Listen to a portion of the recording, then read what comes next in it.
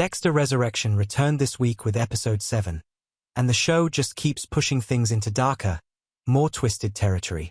The chessboard is getting cleared one piece at a time. Another seat gone at Pra's table, which now leaves just 2, and with that, the tension feels higher than it's ever been. One of the big fan theories was finally addressed, MIA possibly being alive. Well, this episode shut that down completely. We also saw the Gemini killer finally face his downfall at the hands of Dexter, which, let's be real, felt inevitable. Prater revealed an even more sinister and disturbing side than we thought possible, and that ending put everything into motion for a dangerous collision that could change the course of the final 2 episodes. So let's dive right into it, because this ending is where everything turns. We've got Batista snooping around, and is convinced that Dexter is hiding something. He's entertaining the idea that Dexter might be the so-called dark passenger himself, and maybe even linked to killing innocents. But here's the twist. What Batista doesn't realize is that by sticking his nose where it doesn't belong, he might actually stumble onto something far bigger. The real importance of the ending isn't about Dexter being unmasked, it's about Prater. Prater has built his entire identity around secrecy, about feeding his obsession with serial killers while staying hidden in the shadows. Now Dexter might unknowingly lead Batista straight to him, and that is a terrifying thought. Right before the credits rolled, Batista deliberately left his AirPods in Dexter's car. It's a small but clever move, because as we've seen over and over this season, whenever Dexter visits Pra's mansion, he drives himself.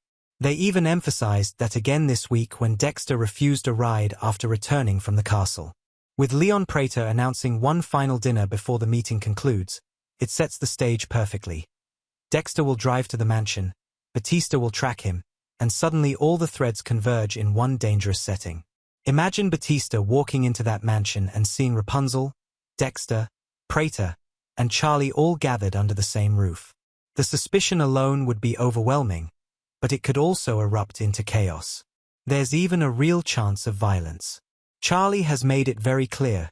Her job is to eliminate threats instantly.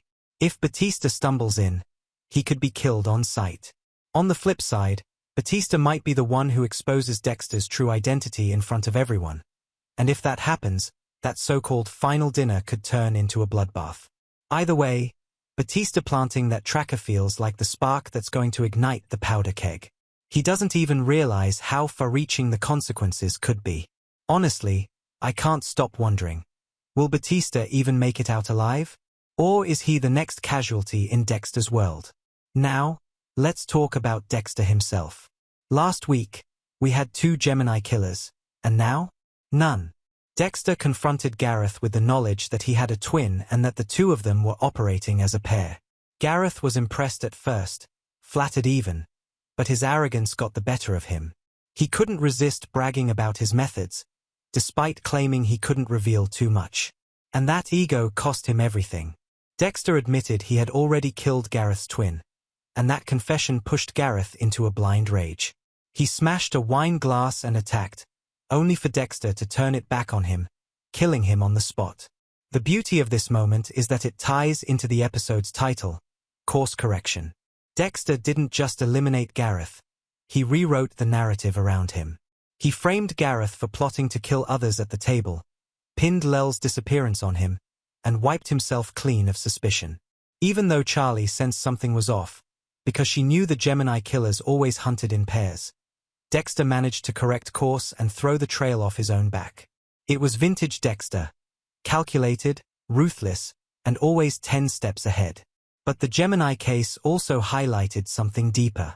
Ull's show and tell segment revealed just how deranged he really is. On the surface, he's cheerful, approachable, almost harmless. But once in kill mode, he becomes unrecognizable, an obsessive, deranged figure, completely consumed by the act of murder. His fixation on the screen during that sequence made him look utterly menacing, and Dexter's hatred for killers like Gareth and Ull was written all over his face. It's clear that Dexter's desire to take them out isn't just about survival, it's personal. He despises their sadistic pleasure in killing, which makes him almost righteous in his own twisted way. Meanwhile, on the home front, we saw Dexter trying to be present for Harrison.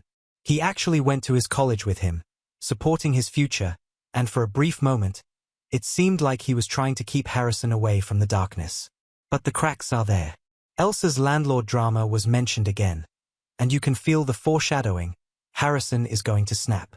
If the landlord pushes Elsa any further, Harrison might step in violently. And if that happens, Dexter will have to confront the fact that the darkness runs in his son no matter what he does.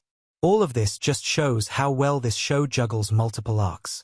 Whether we're focused on Dexter, Batista, Harrison, or Leon Prater, each thread feels compelling.